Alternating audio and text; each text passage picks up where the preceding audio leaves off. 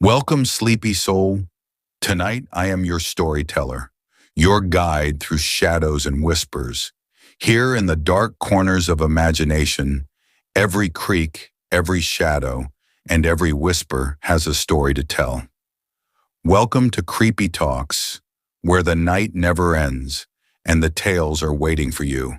The storm came without warning. No one in the quiet coastal town of Fairhaven had seen clouds that black since the fire 12 years ago, the one that had swallowed the Dyer house whole. But that night, as the rain fell like needles and lightning cracked open the sky, something old stirred beneath the ruin. Miles Dyer had sworn he would never come back, not after what he'd seen, not after what he'd done, but grief has a way of calling people home. 1. The return. The road was narrower than he remembered. Miles's SUV crawled through fog thick enough to hide the forest beyond. His sister's ashes sat on the passenger seat in a small cedar urn.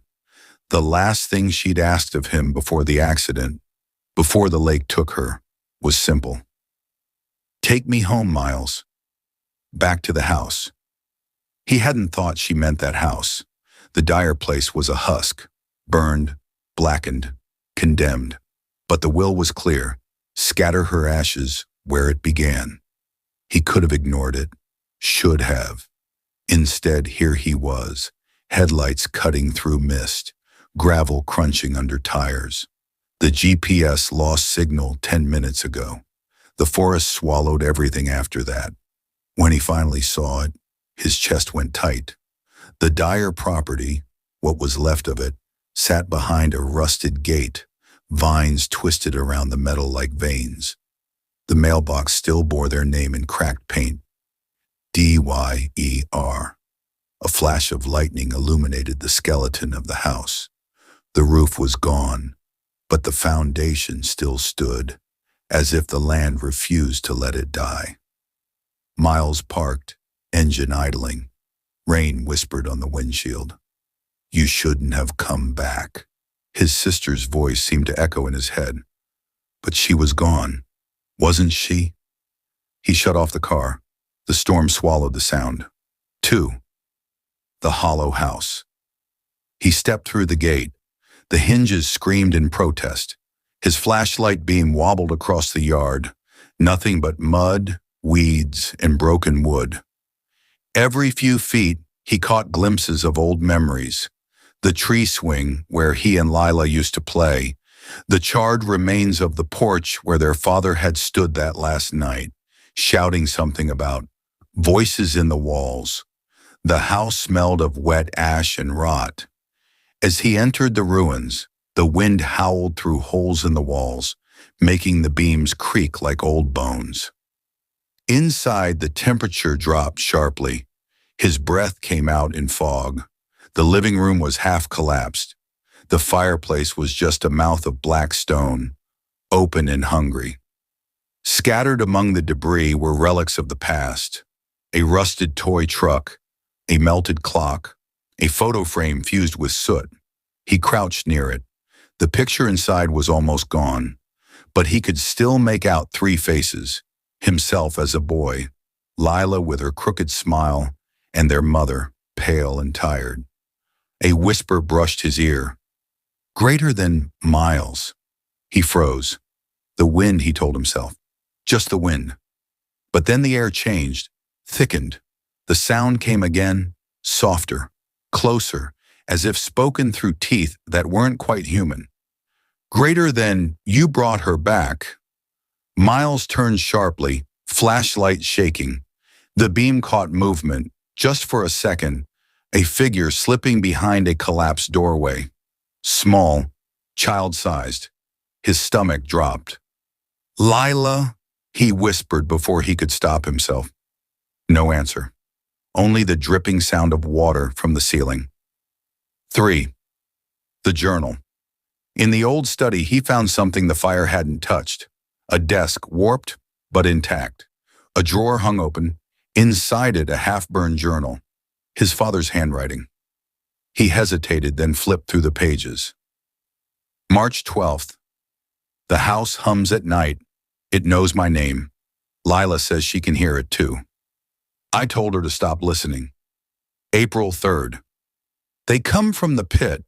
The ash won't cover it. The ground breathes. April 10th. She's not my daughter anymore. Miles's hands trembled. The ink smeared under his fingers. There was one more entry, one he didn't remember ever seeing before. April 14th. If you return, it will rise again. The ash remembers. Thunder rolled outside. The ground seemed to shudder beneath him. Something scurried behind the wall. Fast, scratching, too heavy for rats. Then from the corner of the room, a faint glow. A small pile of ash pulsed faintly, as if breathing. When Miles moved closer, it whispered, "Miles, we missed you." He stumbled back, nearly dropping the urn. The ashes inside seemed to vibrate, rattling against the lid. 4. The first night. He should have left then, but the storm had sealed the roads, and the forest path was gone under a tide of rain. He set up camp in the front room, lighting a lantern. The flickering glow threw shapes against the walls, shapes that didn't always move when he did. He placed Lila's urn beside him.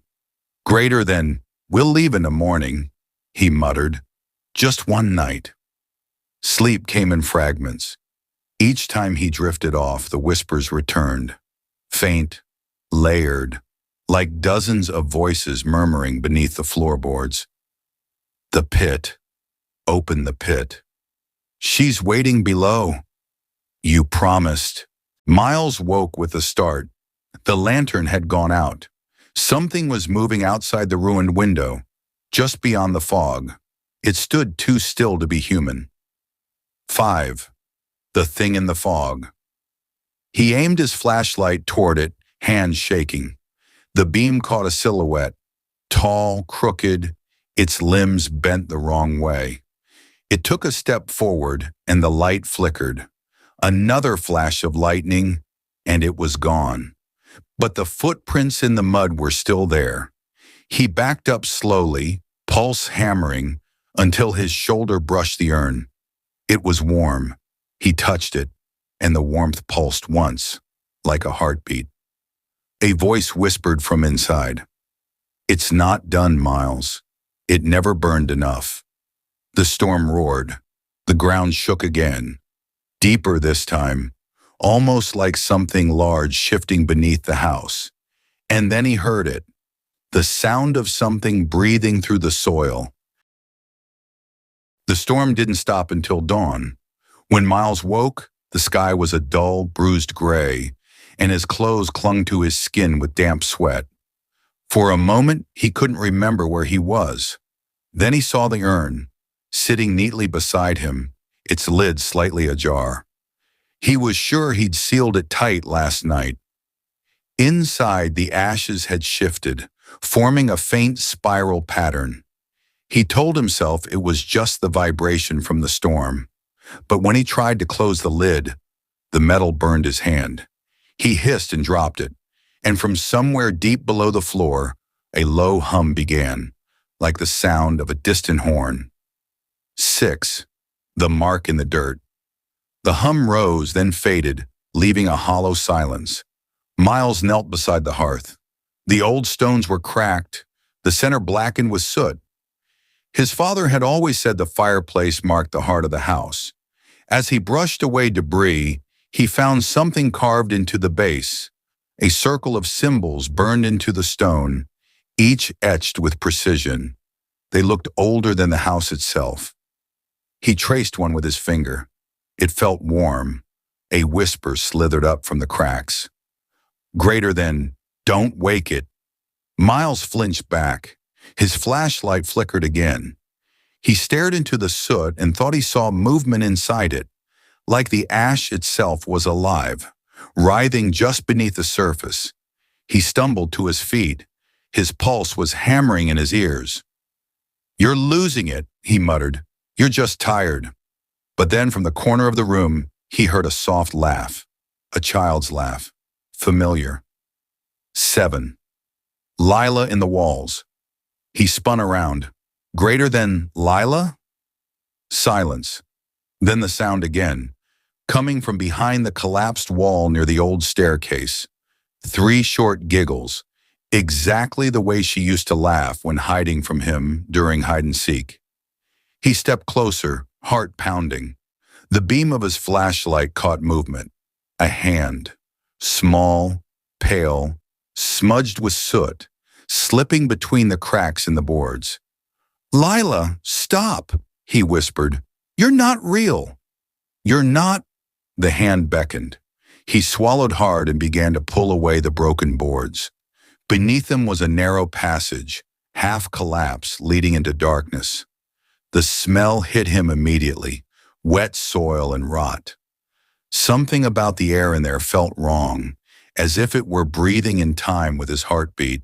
He hesitated at the edge, then called again. "Greater than Lila?" This time the voice that answered wasn't his sister's. Greater than, "We're all still here." The sound came from deep inside the tunnel. Low, guttural, human, but not quite. 8. The descent. He could have turned back, should have, but something in him, grief, guilt, curiosity, pulled him forward. He lit a lantern from his pack and crawled into the passage. The floor sloped downward, deeper into the earth, the walls closing in like ribs around him. Every few feet, he passed old beams, charred but intact, as if the house above had burned while this part was spared. The deeper he went, the louder the hum grew. It was in the ground, in his bones. After several minutes, he emerged into a small underground chamber. The walls were lined with bricks blackened by soot. In the center lay a pit, a perfect circle of earth, maybe 6 feet wide, surrounded by old markings carved into the ground.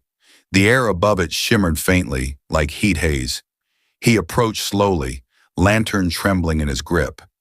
Inside the pit, ash, black, fine, endless, and it was moving.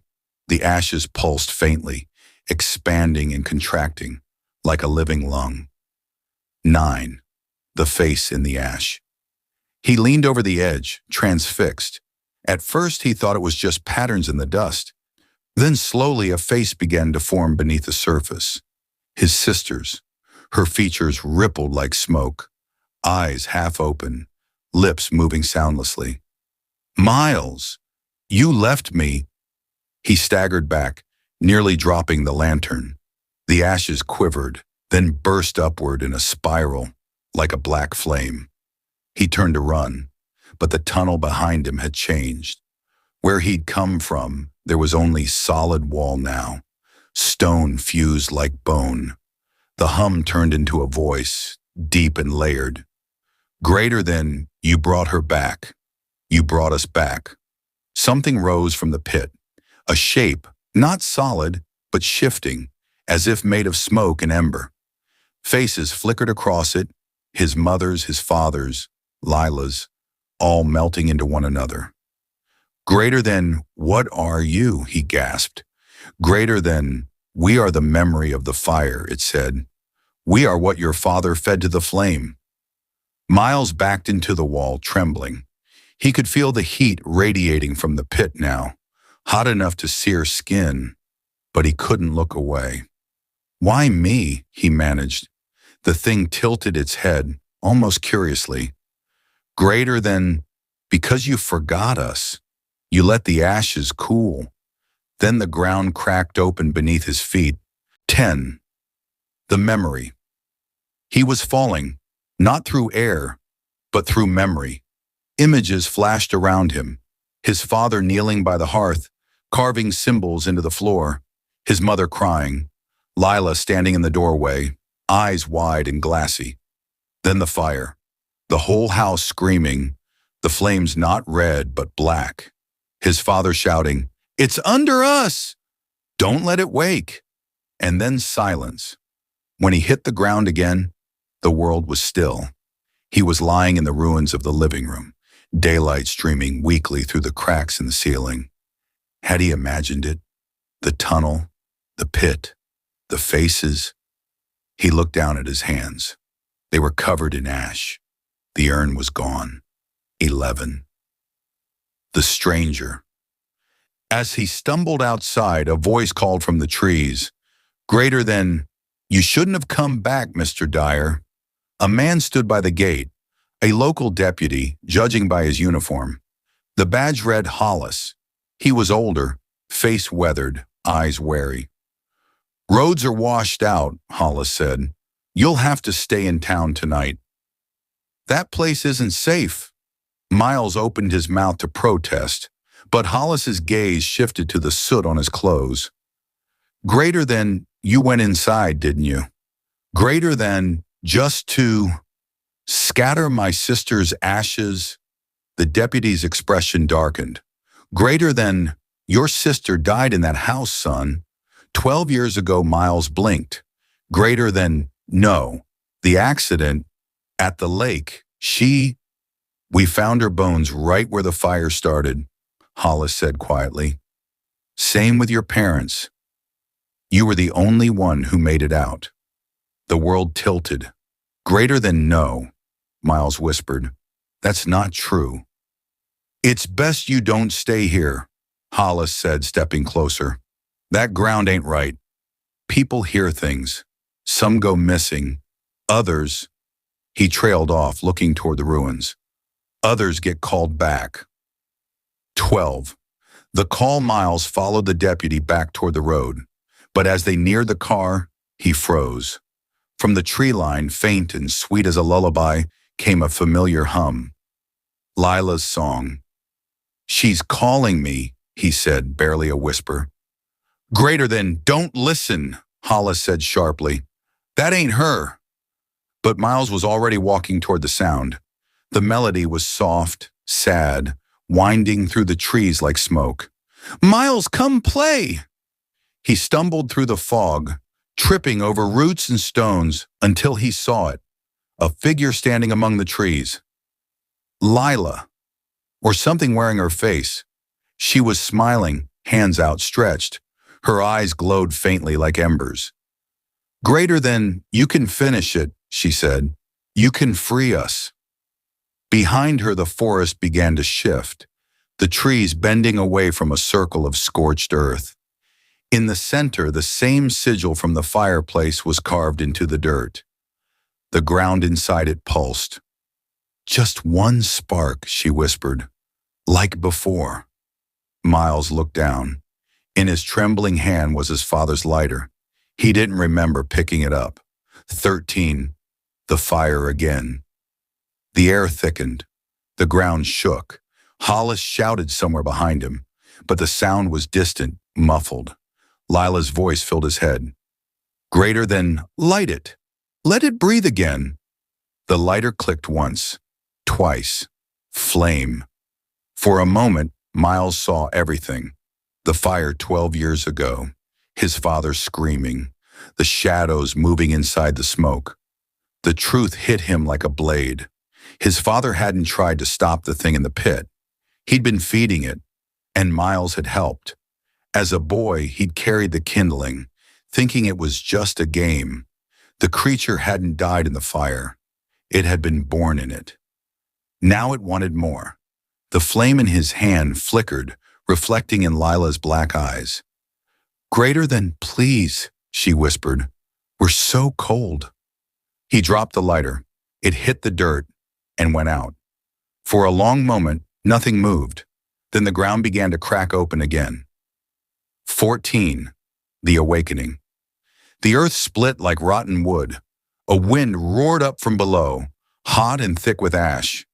Trees tore from the ground. Hollis screamed something, but his voice vanished in the sound. From the fissure, the same black smoke erupted, faces swirling, bodies twisting. The thing from the pit clawed its way up, larger now, fed by every whisper, every memory. Miles stood frozen as the air burned around him. "You could have freed us," the voices cried, "but you chose to remember." The creature lunged. Ash filled his lungs, his eyes, his mouth. He felt himself pulled downward, into the dark, into the heat. And just before the world went black, he heard Lila's voice one last time. Greater than, we never left, Miles. We were always in the ashes. When Miles opened his eyes, the world was upside down. Ash fell like gray snow, drifting through a red haze. The ground around him was cracked and glowing, every fissure breathing light. He could still hear the wind, but it wasn't the wind. It was voices, thousands of them, all whispering his name. Miles, Miles, Miles. He pushed himself up. The forest was gone. So was Deputy Hollis. He stood in what looked like the remains of the Dyer house, but twisted. Walls made of soot, beams pulsing with dim light. It was the house remembering itself. At the center, the pit had grown. It now stretched wide enough to swallow the world, and from it, something vast was rising. 15. The shape beneath. At first it had no form, only smoke, ash, and flame swirling together. Then it began to mimic the shapes it had consumed. A father's bent frame, a mother's trembling hands, a little girl's smile.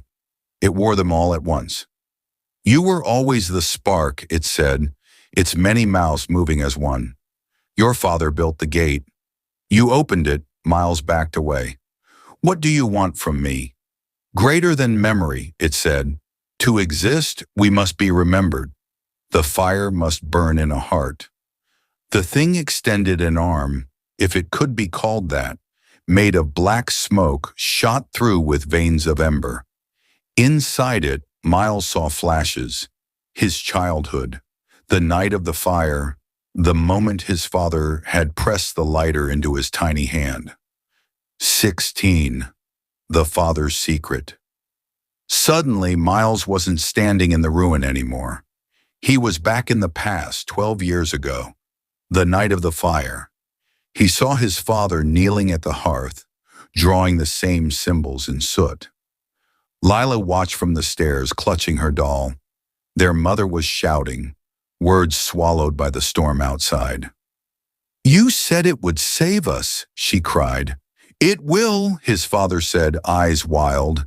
It's already here. Miles saw himself, smaller, innocent, handing over the kindling. He watched the moment the first spark caught. The fire had not escaped the pit. It had been invited. His father turned toward him then. Not the memory father, but the thing wearing his face now, standing amid the smoke. Greater than, you gave it life, the voice whispered, and only you can end it. 17. The bargain.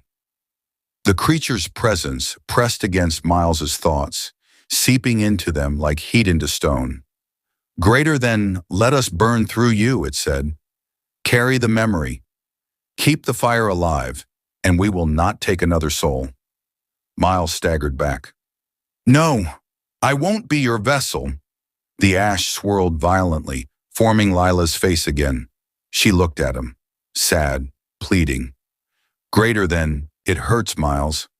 Please, if you take it, we can rest for a heartbeat. He wanted to believe her, to give in, but the voices behind hers, the others, were hungry. They wanted everyone. He realized what the creature truly was, not his family, not ghosts, but the collective memory of every soul burned in Fairhaven over centuries. A thing born from pain, feeding on remembrance. If he became its vessel, it would never stop. It would live through him, move through the world again. 18. The ember knife. He dropped to his knees, searching the ground. Amid the ash, he saw something glint, his father's old hunting knife, blackened but intact. Carved along the blade were the same symbols from the hearth. It binds and it severs, his father's voice whispered in his head. Choose which. Miles gripped the handle. The blade pulsed with heat, alive. He faced the pit. You want a heart to burn in? He shouted. Take mine.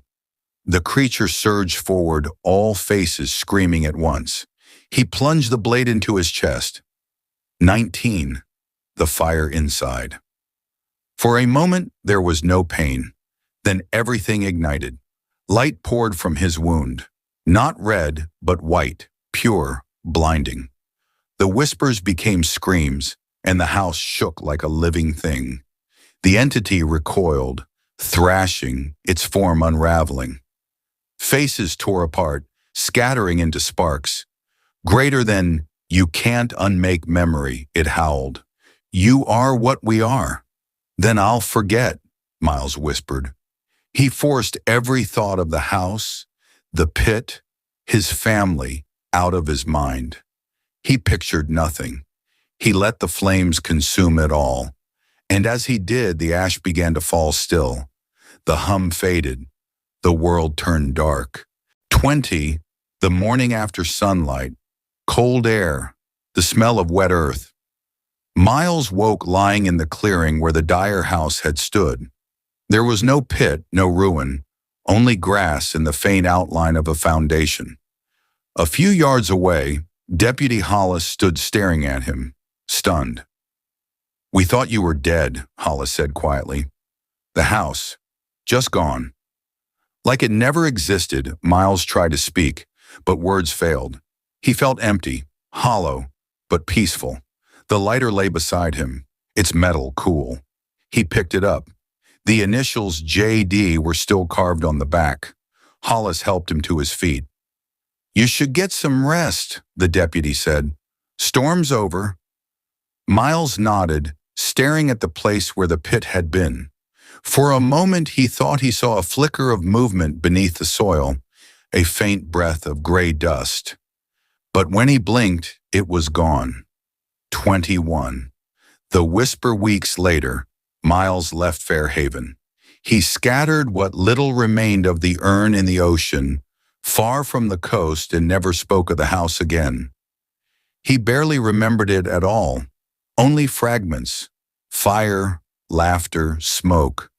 But sometimes when he lit a candle, the flame would bend, just slightly toward him, and in the hiss of the wick, he could almost hear a voice, greater than "we remember." He'd snuff the light out immediately, every time.